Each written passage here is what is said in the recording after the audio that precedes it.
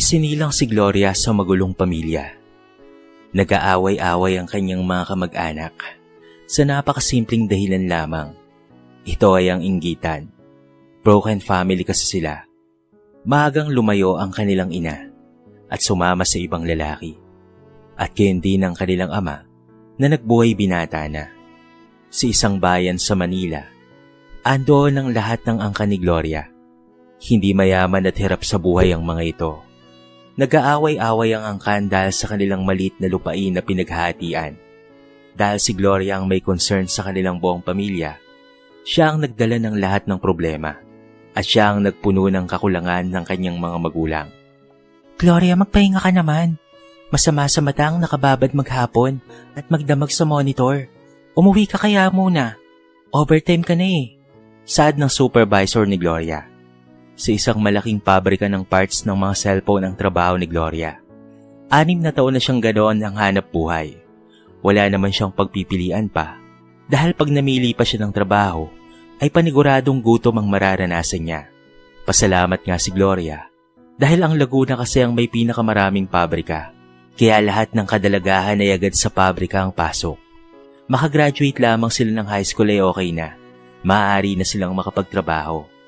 Gloria, hindi kami nagkulang ng pagpapayo sa'yo ha. Tama na ang overtime. Magpahinga ka na. Halos lahat ng kanyang mga kasamaan sa trabaho ay yun ang payo kay Gloria.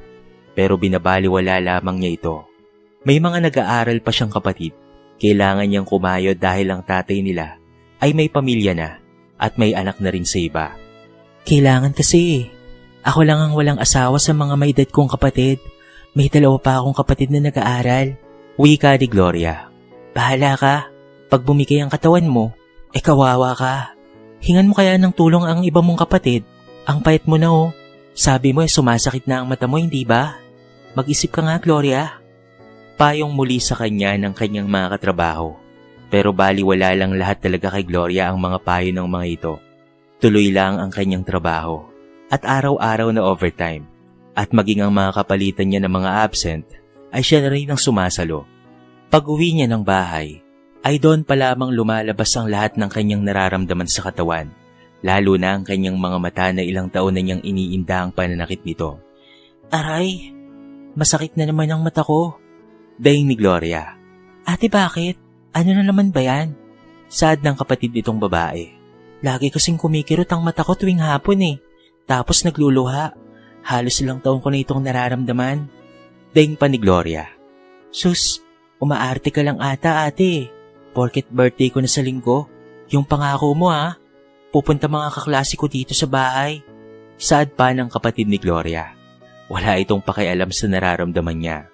Hindi na lamang si Gloria nagsalita. Masakit sa kanyang pakiramdam na parang binabaliwala siya ng kanyang kapatid. Nakatulog na lamang siya sapagkat maaga pa ang pasok niya kinabukasan. Muli kailangan niyang mag-overtime dahil sa birthday ng kanyang kapatid sa linggo.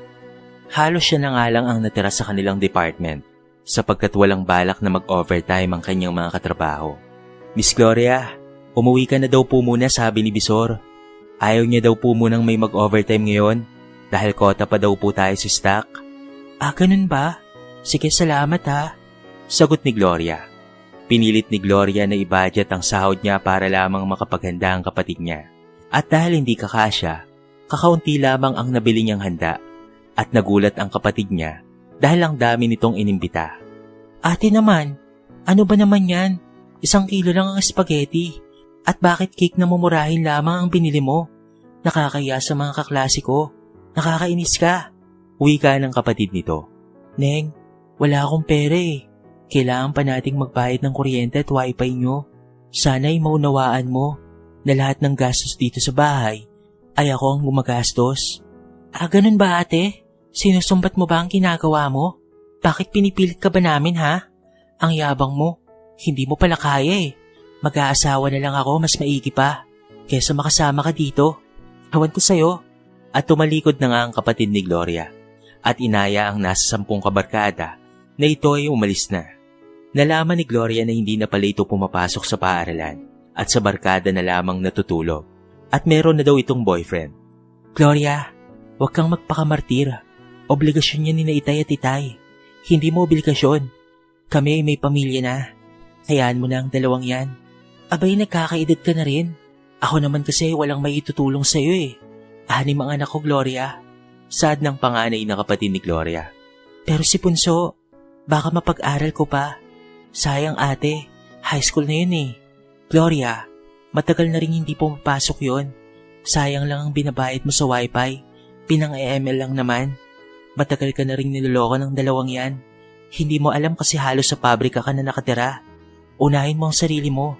Wala akong may tutulong sa'yo. At isa pa sa susunod na buwan, ay uuwi na kami ng Visayas ng asawa ko. Kaya pasensya ka na, Gloria. Sad pa ng ate ni Gloria. Halos luha na lamang ang nagawa ni Gloria. Ilang taon na pala siyang ginagawang tanga ng mga kapatid niya. Halos mawala na siya ng paningin dahil sa kaka-overtime. Baliwala lamang pala ang lahat ng pinakihirapan niya. Napakasakit ng ginawa nila sa akin. Wala na silang pakialam pa. Daig ni Gloria sa kanyang mga kaibigan sa pabrika. Kami nga ay nagtataka na sa'yo eh. Ikaw rin ang may kasalanan. Nagpapauto ka sa mga kapatid mo. Nasa iyo na rin ang problema. Sinasabihan ka namin pero ayaw mo namang makinig. Dahil sa umuwi siya ng gabing-gabi na at matutulog na lamang at kikising muli ng maaga, ay hindi niya na nalalaman ang mga pangyayari sa bahay nila. Mag-iiwan siya ng pagkain at kukunin ng bill ng tubig at pati na rin sa ilaw at aalis na muli siya. Ganoon na lamang araw-araw ang senaryo ng buhay ni Gloria. Kahit ang pag-aasawa ay hindi niya na maisip pa dahil na rin sa sino ba naman ang papatol sa kanya. Payat na at halos hindi na makabili ng bagong damit. At sa edad niya ng magwa-40 ay halos mukha na siyang senior citizen kung tingnan. Dumaan ang ilang mga taon at wala na silang pakialamanan at ang kapatid niyang lalaki ay nagtampo na sa kanya dahil inalis na raw ang wifi. At naging bingi na si Gloria sa mga parinig at tabog nito. Bakit kasi inalis ang wifi? Bad trip talaga. Ang boring na dito sa bahay. Ang yabang kasi ng isang tao dyan eh. Akala mo naman kung sino. Parinig ng bunsong kapatid na lalaki ni Gloria. Hindi na sila nag-iimikan pa. At malimit ang mga barkada nito doon sa bahay nila na nagiinuman. Ang kapatid niyang babae ay hindi na umuwi. At balita niya ay may kalibin na daw. At alam naman daw ng ama nila, kaya hindi na siya nakikialam pa. Kaya sa ilang taon na ginagawa niyang pagtitiis, ay nakaipon na si Gloria, at ang kanyang mga mata naman ay palala ng palala. Gloria, pinapatawag ka sa office. Pumunta ka na ha? Sad ng bisor ni Gloria, at nalaman ni Gloria na pinagre-retire na siya, at babayaran na lamang siya. May edad na raw kasi si Gloria, nahalata na ng mga boss niya na nahihirapan ito. At wala namang magawa si Gloria kung hindi ang tanggapin na lamang ang bayad sa kanya. Nagad naman itong binangko. Ngayon araw-araw na si Gloria na nasa bahay nila. Nagje-general cleaning ito. At marami siyang itinatapon na gamit na hindi niya naman na pwedeng gamitin. Bakit ka nangangialam ng mga gamit ko? Anong karapatan mo? Bahay ko rin ito. Sigaw ng kapatid na babae ni Gloria. Matagal kang nawala. Akala ko hindi ka nababalik pa. Puro ka akala. Dito na ako titira dahil buntis ako. Kaya ang kwarto mo ay gagamitin ko. Saka magpupo ka na lamang dyan sa likod bahay. Dito kami titira. Napakasagabal mo. Dapat sa bahay ka ng asawa mo tumira. Anong alam mo? Matanda kang talaga. Ang yabang mo hoy. Wala ka ng trabaho. Kaya pwede ba? Huwag kang umasta na ganyan. Pabigat ka na nga lang eh. Kung ako sa'yo, ay bumukod ka na lang para tapos na ang usapan. Sige na. Para wala na lang gulo. Ako na lang ang aalis. Sagot ni Gloria.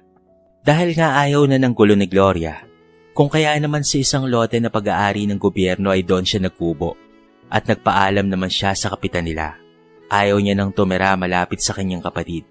Masakit para sa kanya na lagi na lamang siyang babastusin ng mga ito.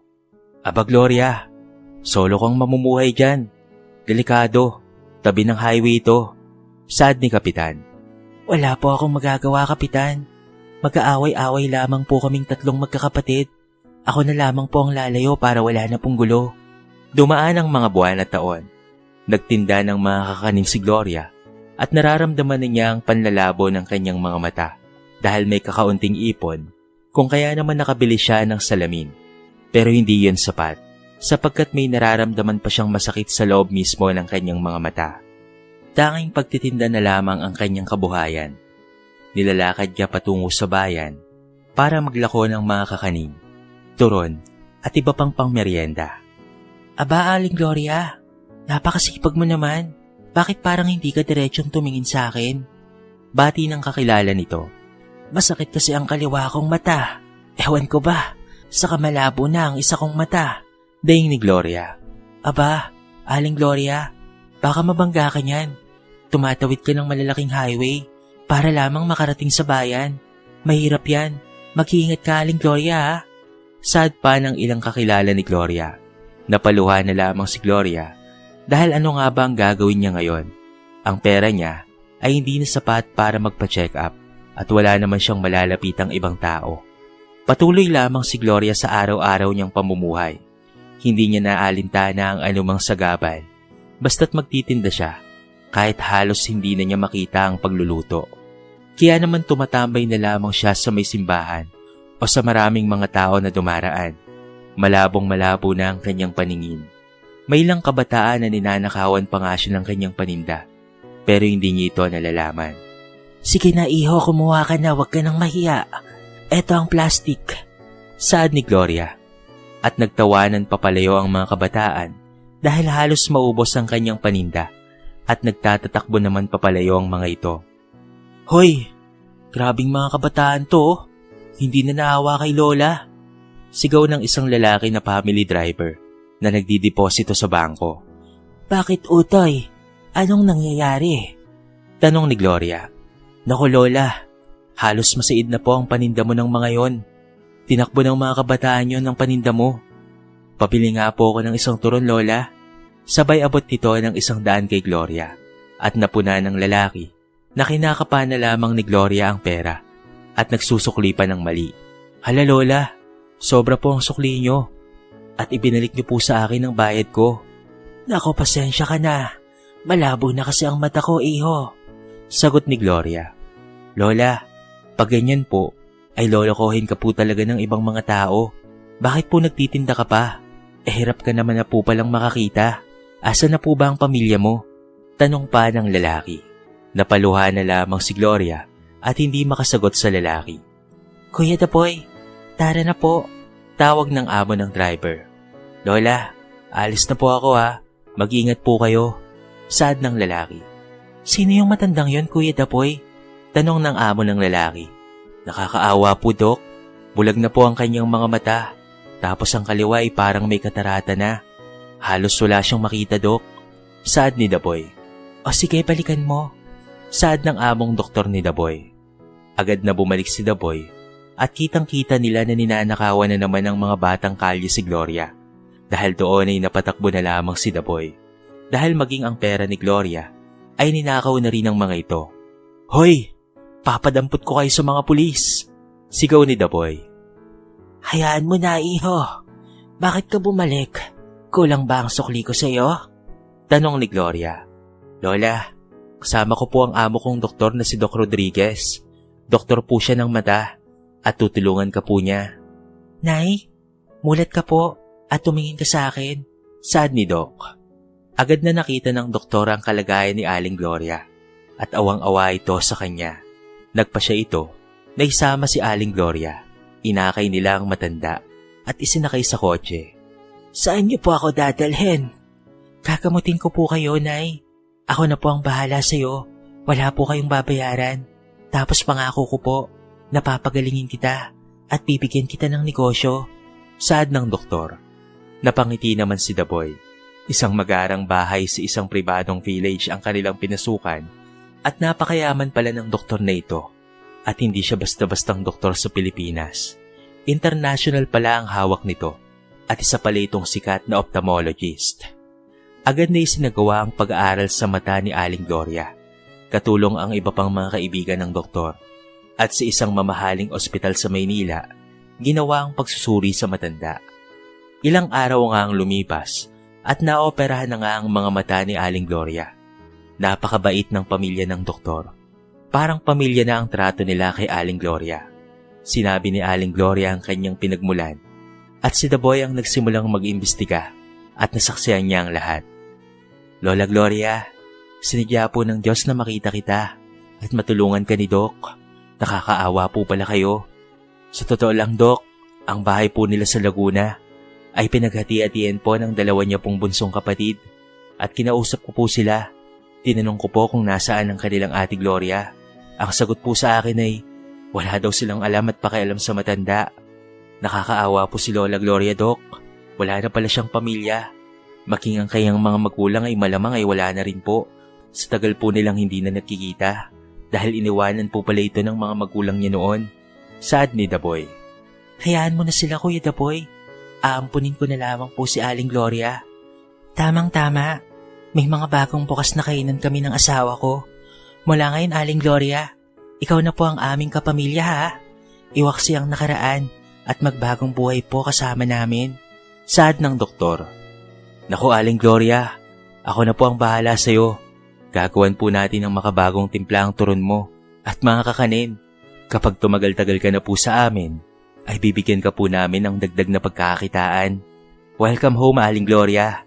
Wika naman ang asawa ni Doc. Dahil doon ay napaluha ang matanda. Ops, Aling Gloria, bawal po umiyak. Bago kang opera. Basta, masaya lang po tayo, ha?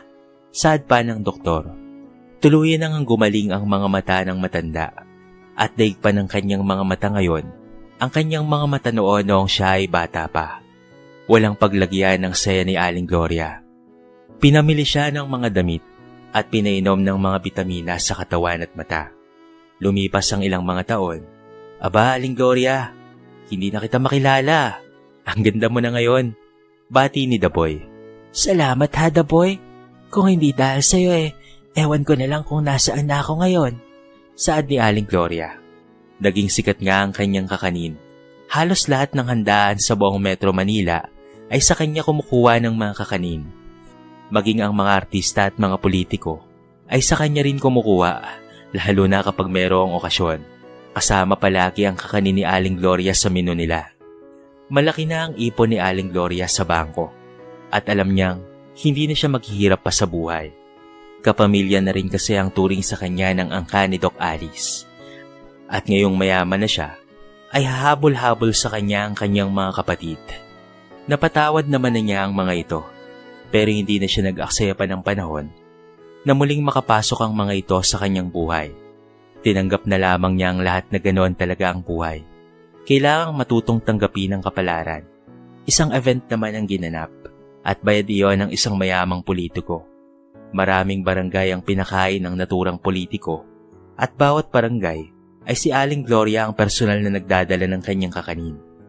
Doon nga ay nakita siya ng kanyang bunsong kapatid na lalaki na isang adik. Payat na payat ito at ang trabaho nito ay mag-abang ng maho-hold up. Ate Gloria, bigatin ka na. Mukhang mapera ka na ngayon. Pahingi naman ng pera. Pinabayaan mo na kami ha. Akin na yung bag mo. Napakabastos mo, Jun. Ganyan na pala ang buhay mo. Hindi ka nakakaawa, alam mo ba? Mamamatay ka ng ganyan. At anong akala mo sa akin? Kagaya pa rin noong nauuto nyo? Sige, subukan mong kunin ang bag ko. At ipapahanap kita at ipapakulong. Sa daming tauhan ng pulis dito, ay hindi ka talaga makakatakas. Hindi alam ng kapatid ni Aling Gloria na meron palang mga nakasibilyang pulis na lalaki sa likuran nila. Hinatak ngang pilit nito ang bag ni Aling Gloria at sapat na ang eksenang iyon para pusasan si June at ito ay ikulong. Alam ni Aling Gloria na ilang araw lamang ay makakalabas na ito at gagawa na naman ng masama. Kaya naman gumawa ng paraan ng doktor na maparehab ang kapatid ni Aling Gloria upang hindi ka agad ito makalabas. Nakarating naman ito sa isa pang kapatid ni Aling Gloria at nalaman na may pera na ang kanyang ate. Pilit mang iwasan ni Aling Gloria ang mga ito, pero hindi pa rin inaadya ng panahon at pagkakataon. Agad itong nagtungo sa bahay ni Doc at nagdrama pa. Habang humingi ng pera kay Aling Gloria. Ate, tulungan mo naman ako. May sakit ang mga pamangkin mo. Baka naman pwede mo silang suportahan. Wala ka namang anak, hindi ba? Saka alangan namang ibang tao ang makinabang sa'yo. Kami ang pamilya mo, oh. Hindi na ako ang ate mo na nauuto mo noon. Noon ay nagawa mo akong utu-utuin at pinagmumura mo pa ako. Pero hindi mo na ako maloloko pang muli ngayon. Magdusa ka. At alam ko namang wala kang may sakit na anak. Ni piso ay wala ka nang makukuhang suporta sa akin. Ang tutulungan ko, ang kapatid nating panganay na nasa Visayas. At doon ko ibibigay ang lahat ng ipon ko. Kesa sa inyong dalawa ni Bunso. Napakasama ng ugali nyo. Galit naman na umalis ang kapatid na babae ni Aling Gloria. Naramdaman na kasi nito na hindi niya na mauuto pa ang matanda. Nagpaalam naman si Aling Gloria sa asawa ni Doc at pati na rin kay Doc at hinanap niya ang kanyang ate sa Visayas. Nakita niya naman ito sa tulong ng mga kamag-anak ng asawa nito at lumuluha itong sumalubong kay Aling Gloria. Matanda na rin ito at meron ng sakit. Masayang masaya itong makitang kakaiba na ang pananamit at hindi na bulag ang kanyang kapatid. Inabutan naman ni Aling Gloria ng nasa 100,000 piso ang kanyang ate at sinabing magpagamot ito. Hindi na rin nagtagal si Aling Gloria at umalis na rin ito pabalik ng Maynila. Muli siyang nagtrabaho at nag-ipon para naman sa kanyang pagtanda. Nangako naman ang mag-asawang doktor na wag nang isipin pa ang pagtanda niya at sila na ang bahala sa lahat. Basta't mag-enjoy na lamang daw si Aling Gloria sa buhay at magluto pa ng masasarap na kakanin ay masaya na silang mag-asawa. Kaya hanggang ngayon ay kilalang kilala sa buong Metro Manila ang kakanin ni Aling Gloria, lalo na sa mga catering. Dito na po nagtatapos ang ating mixing kwento sa araw na ito. Sana po ay nagustuhan nyo. Kayo mga kabarangay, anong masasabi nyo sa ating kwento? I-comment nyo naman sa baba ang inyong mga reaksyon at babasahin natin ang lahat ng yan. I-comment nyo na rin kung taga saan kayo para naman malaman ko kung hanggang saan nakaabot ang videong ito. At kung bago ka pa lamang sa ating channel, baka naman pwedeng pakihit ang subscribe button at bell notification button para palagi kang updated sa mga bago nating upload na katulad nito. So paano mga kabarangay? Hanggang sa muli, thank you so much and peace out.